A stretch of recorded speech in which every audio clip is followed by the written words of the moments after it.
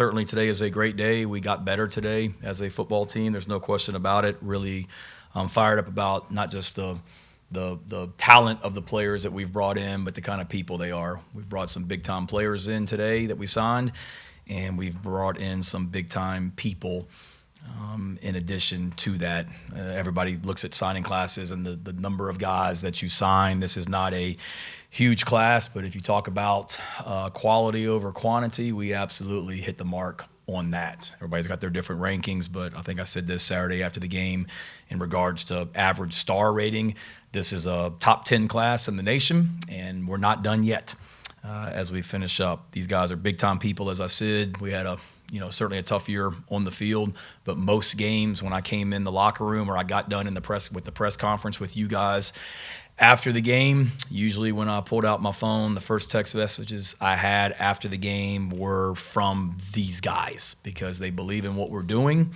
Their families, I usually would hear from their moms and dads as well, and they believe in what we're doing and they know how close we are and they want to be a part of this without a doubt. So, 9 of these guys will be here with us in January when we start spring practice. Could be, could be more as we go down the list, but that's the ones that we're able to talk about right now.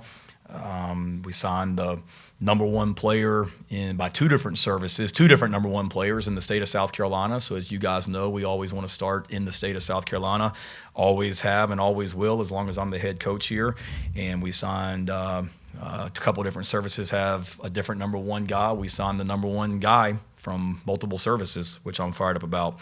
We always want to go into North Carolina. When I got here, I realized that we did not have enough players on the state from North Carolina. Nick Barrett was committed to come here when I got hired, and I believe he was the only one. And I said, that's crazy that we don't have anybody from North Carolina. So we made a major point of emphasis to recruit North Carolina, and we've been able to do that by signing 4 guys from the state of North Carolina that we had to beat everybody in the country out for.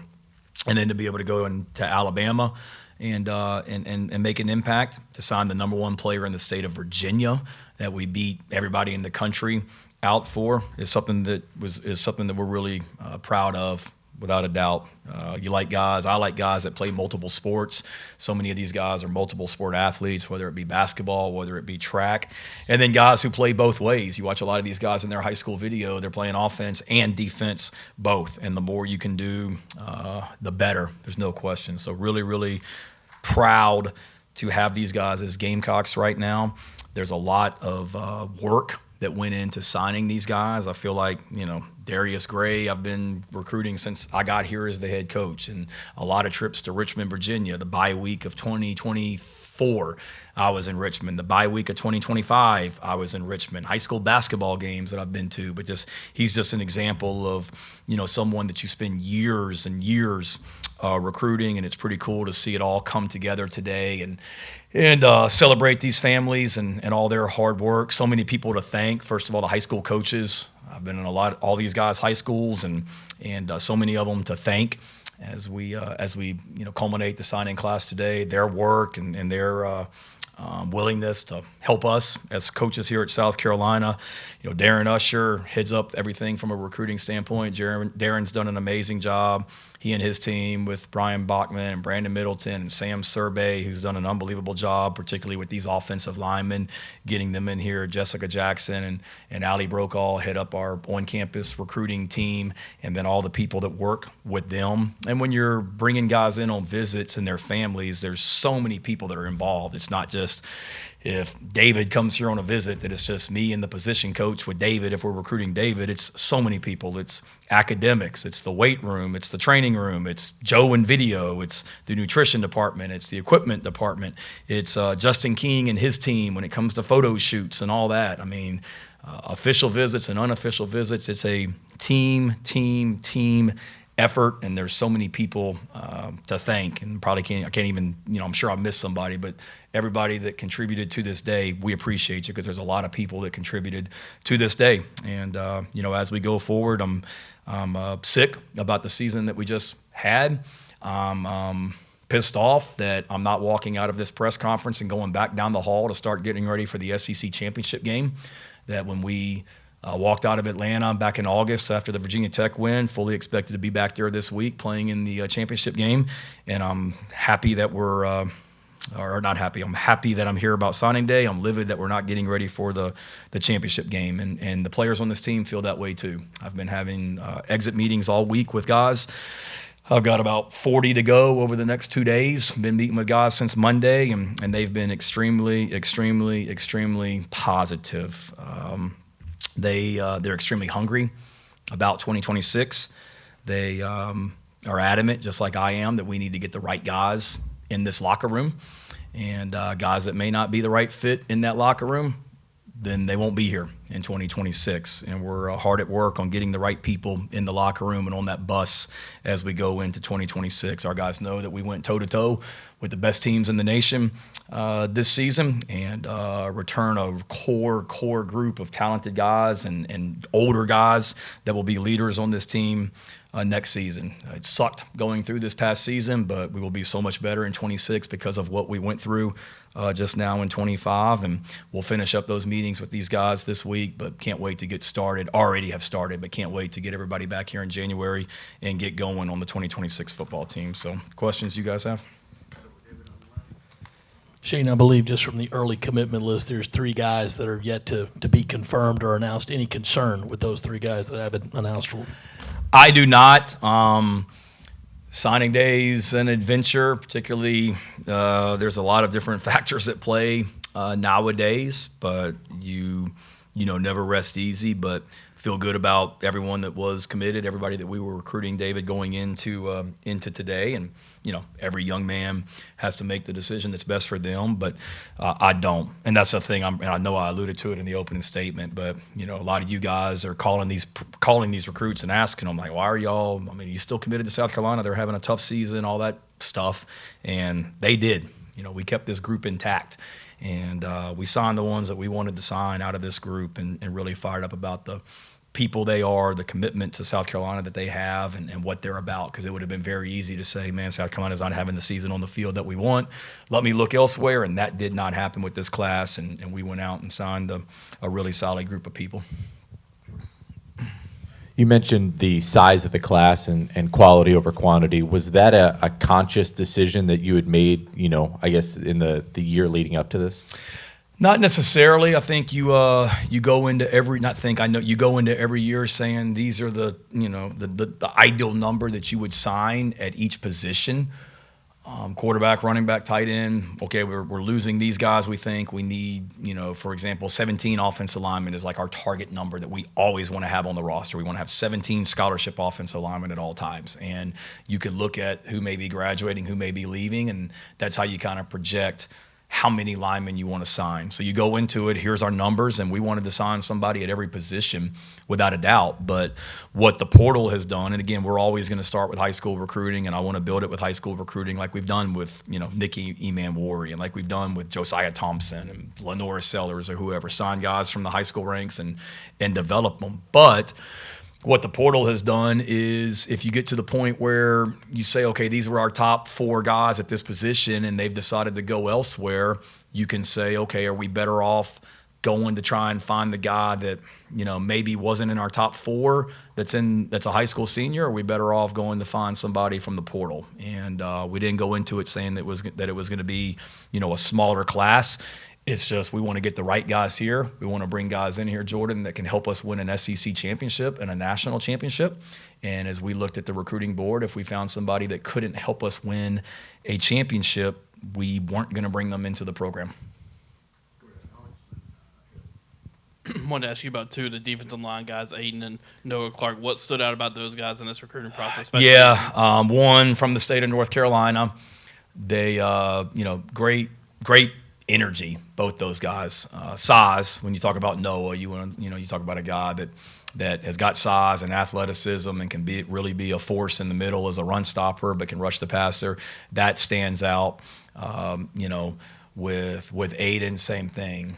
disruptive and bigger guy that can be very active. And we've lost a lot of defensive linemen here in the last couple seasons. When you talk about the four that left after last year, Jules, TJ Tonka, and Boogie, and then this year with Nick and Monkel leaving out of here, that was a position that we said, man, we've got to remake that defensive line. And those are two really good places to start. And I love their energy. I mean, those were usually, Aiden was one of the first people to usually send me a text after a game. Noah, I'll always remember him because I was, walking on the beach with my family at Kiowa back in July when he made his commitment announcement, and I'm the guy on the beach screaming and yelling when he committed to be a Gamecock because I was watching it on my phone. So I'll always remember him, and just great people too. Good young men that I always enjoy visiting with. With the 11 who have signed and 3 commits are waiting to get signed officially, what's the general number beyond those guys that you guys are kind of looking at possibly adding to the class? In addition to 3 that haven't signed that we think may sign? In addition to the 14 commitments or signees, however. Really nobody. There's the ones that have signed, and there's the, however many, 2, 3 that people are still talking about that haven't signed. But after that, no one really from the high school ranks, if that's what you're asking. That's where we are. We're full speed ahead on the rest of the roster, because the other thing that comes into play is how many scholarships you have available. And right now we're still at 85, and there's some other conferences that have more than 85 available. We don't in the SEC, so we're capped at 85. And as you look at the roster, yeah, you're having exit meetings, and you got guys that got decisions to make in regards to their future, but you can't, we can't be above 85 as it stands here today. So we've got to we'll attack the portal here, and that's what we're already hard at work on getting ready for. But, unless something changes, that's it from a high school standpoint. The rest of the roster will be supplemented with portal additions. How has the OC search been going so far? And has the urgency increased now, seeing that schools like Alabama, Ohio State, Oregon are all in the market now, Texas A&M are all in the market now for OCs as well? Where's that? Oh, Alabama's went to Oregon State. Yeah, co-OC. And then yes and no. I mean, I think there was a sense of urgency. I'm not going to rush it, though, just to say that I hired an offensive coordinator. I'm going to make sure I get this thing right. I realize it's a critical hire. The process has gone really well, Jack. I've had some really good conversations with people that, going back for, a couple weeks that I've had some conversations with, and I know we're kind of coming down the stretch on that. There's factors at play. All these offensive coordinators that are interested in potentially coming to South Carolina, they have a signing day today too. So they had their focus on signing day and their own teams, and certainly want to be respectful of that, but have had some really good conversations with guys and a lot of interest in this position. And hopefully we can get down the stretch and finalize this thing here soon. But again, I'm not gonna rush it either, just to say we hired a coordinator by the weekend. And again, as I've told many people, we're going to get the best guy in here, and whether that's within this staff or whether that's from the outside, we've got some hires to make, and there's a lot of flexibility we have in regards to what we do on who's the offensive coordinator in 2026. Just for clarity's sake, so the 3 publicly committed guys who have not yet signed, you're expecting those 3 who have publicly committed to you to sign? Because there's been some reporting about one of them that might throw some doubt. Yeah, I can't analyze guys that I can't talk about. All I can tell you is we've had conversations with their families last night, this morning, and, until people are signed, people are signed. But to clarify what I said, I feel optimistic and feel good about the guys that haven't signed, and want the guys that want to be here. And if somebody decides not to come and doesn't want to be here, then that's obviously an opportunity for us to go replace them with someone else that does, is how I look at it too. And besides those 3, is it possible you could add maybe 1 or 2 more on Thursday or Friday? From the high school ranks? Yeah. I hate that we're I know who I think's going to sign, and I don't even have my phone on me. I don't know who the heck signed in the last 10 minutes that maybe hasn't been announced, has been announced. If there's a way to decipher the code on regards to who we're talking about, I don't know. After today, I think there's one young man that's deciding tomorrow that he's already announced. we're optimistic on that. But again, don't know. Nobody's told me anything, yes or no. I've had good conversations with everybody that we're still recruiting. The people that I've been recruiting here for a long time, I've had great conversations with all of them. I know not all of them have signed here to come with us, but outside of one that's already announced he's making his decision tomorrow, I do not envision anything changing that we sign more than one guy in addition tomorrow. Now, I could walk out of here and somebody could say, hey, so-and-so didn't sign with school X and he wants to come to South Carolina, and I may say, heck yeah, and that may change. But as we sit here today, Phil, that's how I see things going. With Darius Gray, Zion, Anthony Baxter, what do you see in those three guys? But then obviously that position and getting those high upside guys out of high school ranks, how important is that for the future of that position? Yeah, we've recruited well there, and those are three big time guys from that are really good people for sure. I feel like good things happen when I'm down at Kiowa. Like Baxter called and committed to me when I was at Kiowa. So, and so I need to go there more often, maybe. I don't know. But Baxter called and committed. He's just a guy. He's an in-state guy. Anthony is a ton of energy, and comes from a great program there at South Point, and they're obviously doing great things this season. So really, really fired up about what he brings. Darius, like I said, you talk about athleticism. You think he's good at football, you ought to watch him play basketball. And I went to his high school basketball game last year and sat with his mom and said, wow. Like you see some big lineman play basketball and you're like, man, there's no way this guy should be playing basketball. All he does is just stand in the paint and take up space. Like Darius has game.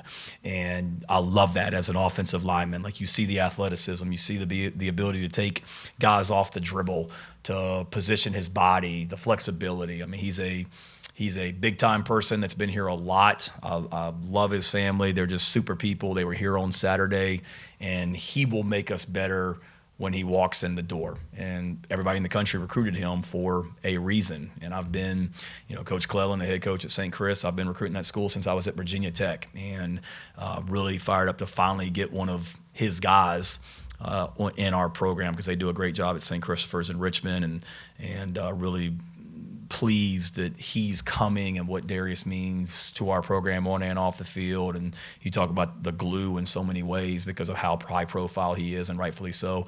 And then Zion, same thing. Went and watched Zion play with Coach Elliott during our second off week over at Carter's Bay, and another one. Just mom and dad are awesome, and just somebody that when you meet with certain people, you're like, okay, this guy's not just a great player, but he's about the right stuff. He's a future team captain type guy, and that's how I feel, about those linemen. And he's immensely talented, and they will come in the door day one and add to that room, make us better on and off the field, and really proud to have those guys, because we had to beat out a who's who of college football for all of them, and to be able to sign all three of them, huge additions to that room.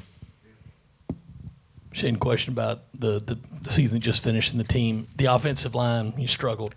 A lot of those guys had a lot of stars beside their names. Some guys were transfers. Mm-hmm. So when a unit performs that poorly, is it easy to assign an area of a blame between coaching or development, or maybe they're just not that good? Just how do you kind of look at that after the season when you've had? No, it's a fantastic question, and you're right. We've brought in highly ranked recruiting classes, and a lot of them have done some really good things. But then there's also highly ranked offensive line classes, and a lot of them have done some really good things.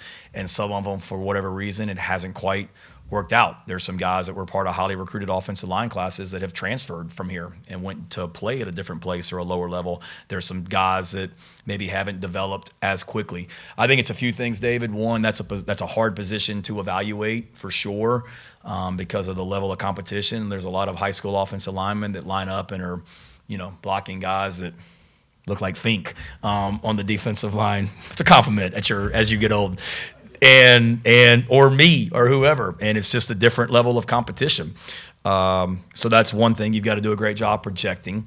And then two, it's when you get them in your program, you've got to develop them. And we've developed. I mean, Shed started as a true freshman. Josiah started as a true freshman. Tro started as a true freshman. So we've done a lot of really good things from that standpoint, but probably not consistently enough. So yeah, you look at everything. You look at them in high school. What kind of senior years do they have? the level of competition, the overall athleticism, the hunger and the desire to be great. Do they have that? And that's hard to evaluate because we're limited more than ever on how much we're able to go out on the road and get to know these guys. And then you look at everything you're doing within your program, weight room, training room, nutrition, coaching, all that. So, we need to be better, but I know these guys that we just signed have the right ingredients of what you're looking for. When you talk about the linemen that we've brought in here, whether it be from the portal or whether it be from high school recruiting, the ones that were really successful, the Nick Gargiulos, the Torricelli Simpkins, the Vershawn Lees of the world, these guys have a lot of those qualities, and excited to add them here. What can you say about Jazavian and what he'll add to the secondary, I guess, in terms of versatility and things? Yeah, he's just got the it factor, whatever that is. He's a heck of a football player, and you see what South Point is doing right now on the field, and what they've done this season. And he is leading the way, playing quarterback, playing defensive back. I remember when they come to seven. Coach Collins brings his team down here for 7-on-7 every year, and I remember watching him. I guess going into his sophomore year, I guess. And just saying, he's got it, whatever it is, size, speed, athleticism, but just the energy and the competitive spirit that he brings. He's a guy that, he's a day one impact guy, in my opinion, and has all the qualities you're looking for in an elite football player.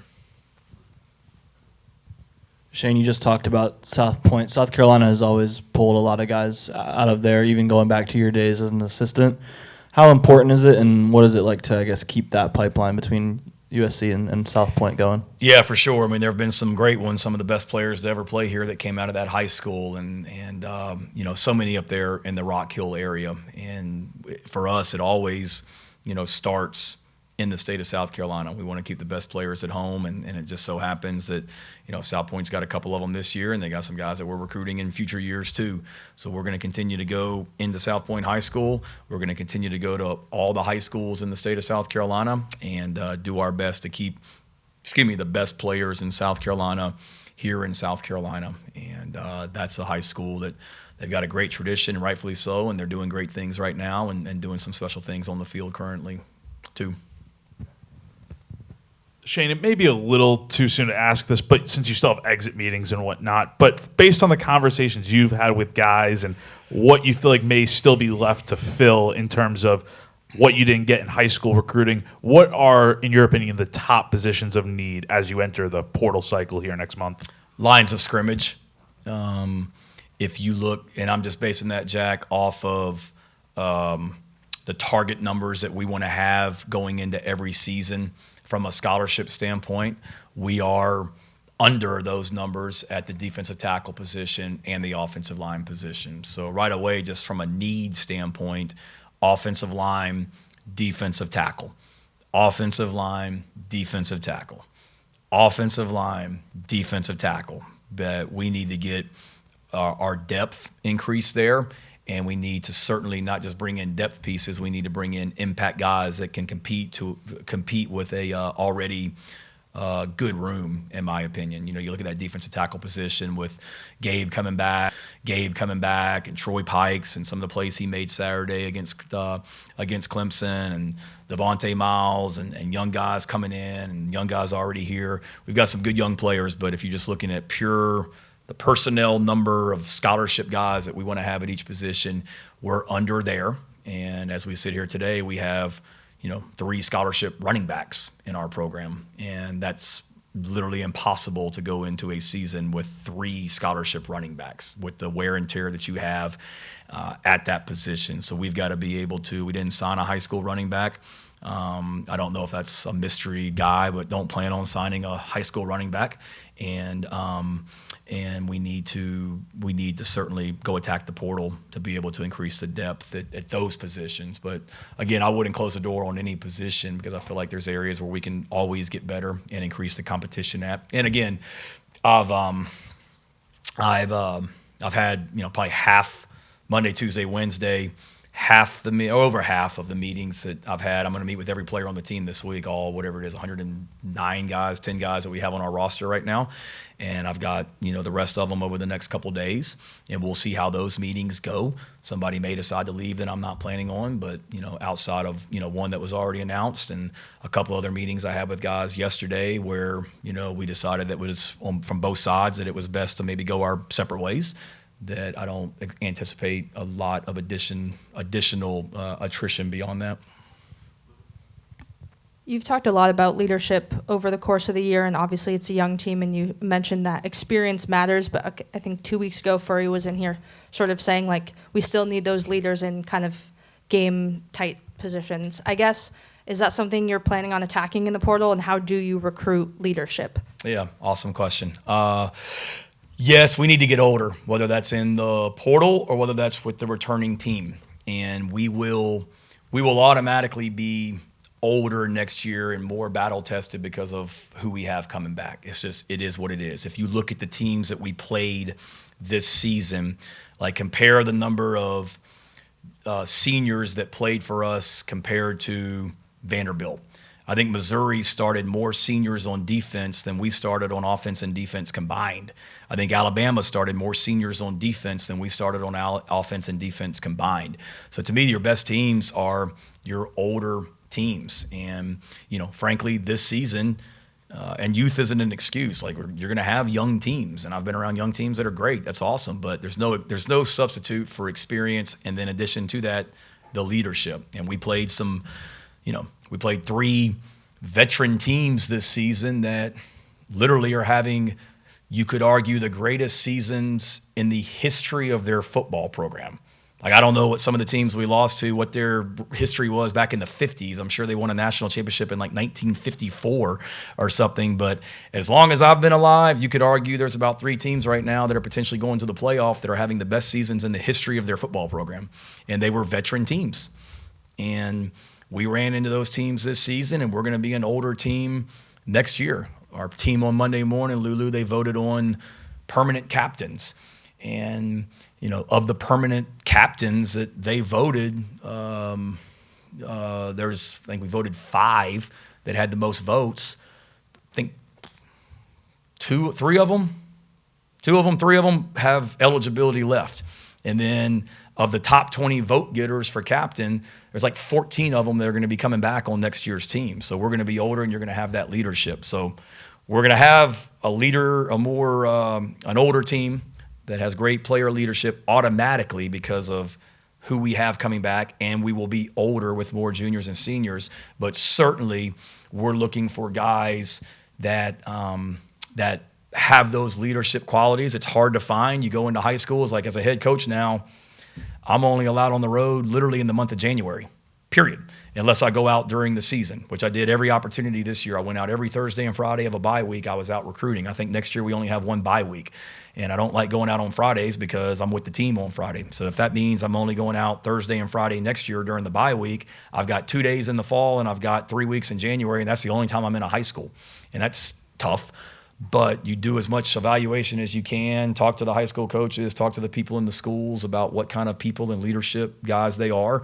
Then when they get in our program, we have to do an awesome job of helping to, teach and develop. I think you can develop that leadership in a lot of ways and put them in positions where they're forced to lead. And absolutely, as we attack the portal, we'll be looking for guys that are older guys that have leadership qualities, where you could bring in a guy like a Nick Gargiulo, who arrived in January and was voted a permanent captain by his teammates 11 months later or in December, or Torricelli Simpkins, or Demetrius Knight, guys like last season, who, when you think about the greatest leaders to ever come through here, I think about those guys in a lot of ways, and they were transfer portal guys. So yes, and yes, to answer your question. To sort of follow up on David's question, and hopefully you're not putting a whole lot of resources into recruiting him, like you mentioned earlier. But he's one of those Rock Hill guys, though, right? Yep. He laid the foundation back in the day for all the great players that have come out of Rock Hill. Before there was Clowney and Gilmore and Holloman, there was Cloninger. Cloninger. What did I say, Jur? I said Gur first. That's my fault. Cloninger. Let me get that soundbite better so you can use it. Before there was Clowney, Gilmore, and Holloman, there was Cloninger. That better? All right. Sorry, David. But to follow up on his offensive line question, like, beyond the recruiting aspect of it, the offensive line play, I think has probably underperformed every year in your tenure here. Like, how do you address that position as a whole this offseason? Is it, by offensive coordinator bringing in a new offensive line coach? Do you have to re-examine like everything that y'all have done at that position? Yeah, I think you look not just at the offensive line position, John, but after every season, particularly after a disappointing season like we just had, you look at everything that you're doing. So you evaluate all areas and all positions. But we have not been good enough on the offensive line. I mean, looking at the stats yesterday, once again, I think we're last in the SEC in giving up sacks. And we've got to be better. And as I've always said to you guys, that's not just on the offensive line. That's receivers, running backs, tight ends, quarterback, coaches. So we all have to be better. But yes, that's a position that hasn't been good enough. I made a change there in the middle of the season. I feel like we were better down the stretch in a lot of ways, but still not where any of us want to be. And then as you move forward into 2026, yes, there's 2 staff hires that I still have to make at this point. And when you make those hires as the head coach, I'm looking at how do we enhance everything that we're doing? And is everybody in our program in the right roles? And if you need to adjust, great. If you don't, great. You continue to empower those guys in the roles that they're in. But I really like some of the progress we made down the stretch, and we've got the opportunity now with a couple other hires that I have to make to really take another step from an overall offensive standpoint for sure. But Sean came in, Elliott in a tough position and really settled that group down, and I thought got them playing hard and doing a lot of good things here down the stretch, and we still have the ability to continue to get better, and that's what we're hard at work to do. There were a lot of coaches that just wanted the one transfer portal window, but now there's a month where technically there's not supposed to be contact, and I'm assuming right when the portal opens there's going to be a bunch of signings immediately. How do you navigate that as a head coach when technically there's not supposed to be contact, but one could imagine that schools and agents and things are going to be happening?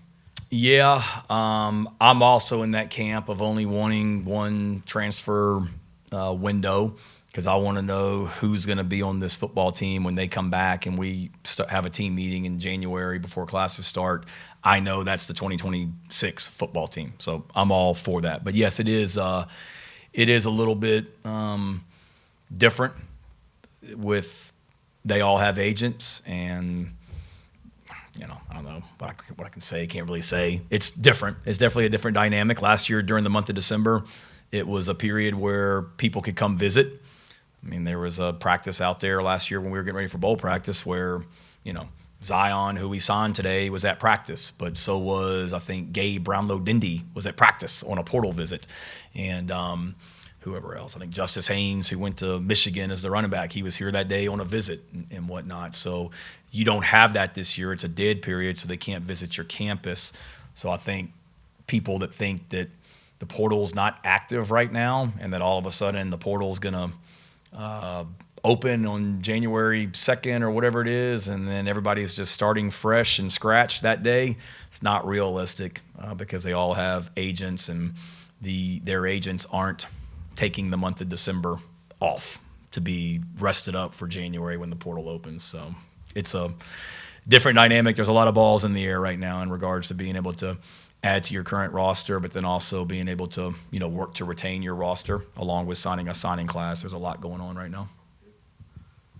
Shane, I think you got 3 QBs in your room right now with another at least committed.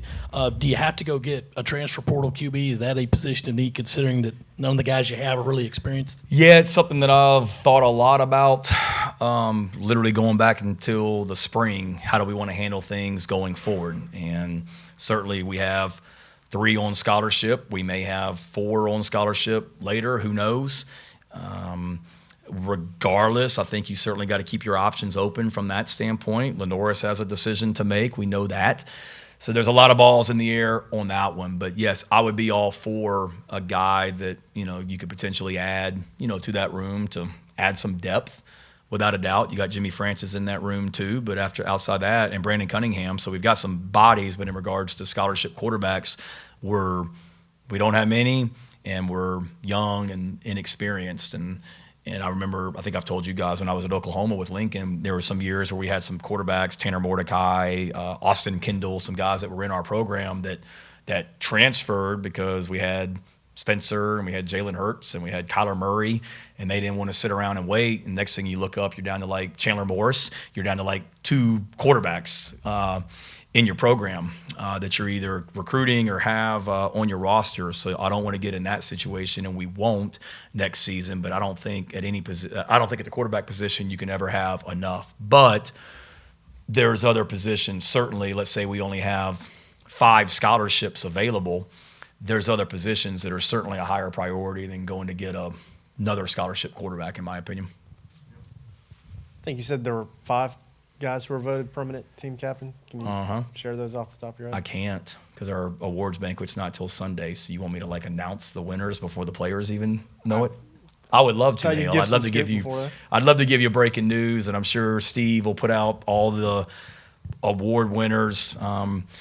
Really proud of our players. It's always fascinating. I know how I see things as coaches, and we vote on a lot of awards. So the awards that we hand out on Sunday, there's some of them that we decide as coaches, but we allow the players to vote on the captains. We allow the players, they vote on the offensive MVP. They vote on the defensive MVP. They vote on the special teams MVP. They vote on the most inspirational walk-on. They vote on the most outstanding senior, the guy that embodies everything that we want to be about on and off the field. That's a senior, and then they vote on what we call the above all else award, the guy that always puts the team first. So those are awards that the players themselves vote on, not the coaches. But it's always pretty cool when you see the results after they voted, because I know how I see things, and it's always pretty cool to see how they see things. And I was really proud of them this year and the way they voted and the guys that they decided to recognize as the most valuable players of their different areas, for sure. So I was gonna. That's when the players find out who. They find out Sunday. Okay, Yeah, it's Sunday at, I think, 6. We're doing that on Sunday night, and I'll miss not coming in here afterwards and talking to y'all about the bowl destination. That'll stink, but we do that on Sunday night, and that's when the players will find out at that banquet. And last one for you, the 2 corners, Kasi and KJ. What do you guys feel like happened? Yeah, when you look at the DBs in general, when you talk about Kasi, you talk about KJ, you talk about Jazavian, and you talk about Tristan Lewis. Another one, Tristan Lewis, called and committed when I was at Kiowa. I'm going to give people blast coaches for playing golf. I was actually going to play golf, and Tristan Lewis called and committed to me this summer. So for those of you, there's another coach in the league that took all kinds of crap for playing golf.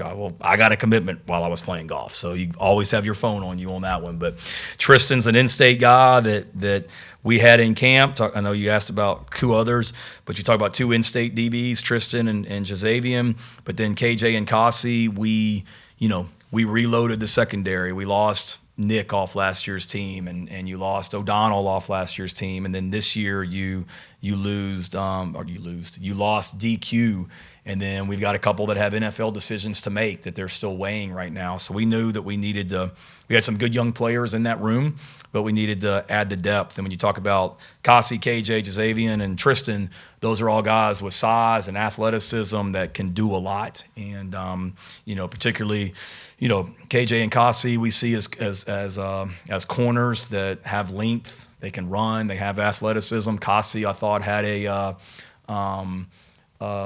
great senior season. Didn't commit when I was at Kiowa, but did commit while I was going across the bridge in Charleston to a Luke Bryan concert this summer. So there's good things happening when I'm down there with the Post and Courier territory there, David, for sure. But Kasi, just awesome family, and comes from a great school. It's good to get somebody from up there out of Grimsley High School, and that's where Kasi came from. That's a really proud program, and rightfully so, that's still playing up there. And I love guys that if you watch their senior year, they get better as seniors. When you start talking about red flags and guys that maybe don't pan out when they get to college, I think if you look back at the senior seasons they had, their senior seasons aren't as good as maybe their sophomore and junior season. And when you talk about all these guys, you watch how they played as seniors, they got better. They didn't commit somewhere, get the scholarship offer, and all of a sudden coast and protect themselves. They got better as a senior. And I would say that about all those DBs, and we expect them to get in here from day one. You know, Kasi's a guy that we got in on late, or everybody did. He didn't even get a ton of offers until really the spring of his going into his senior year, and then blew up, and rightfully so, and then really had a good senior season. So I'm proud to have them join our program and excited to get them here. I see the hand motions. I feel like this is a doozy that you're about to lay on me here. Well, considering their importance to the football team in the future for next year, what is your deepest, truest feelings about Lenoris and Dylan?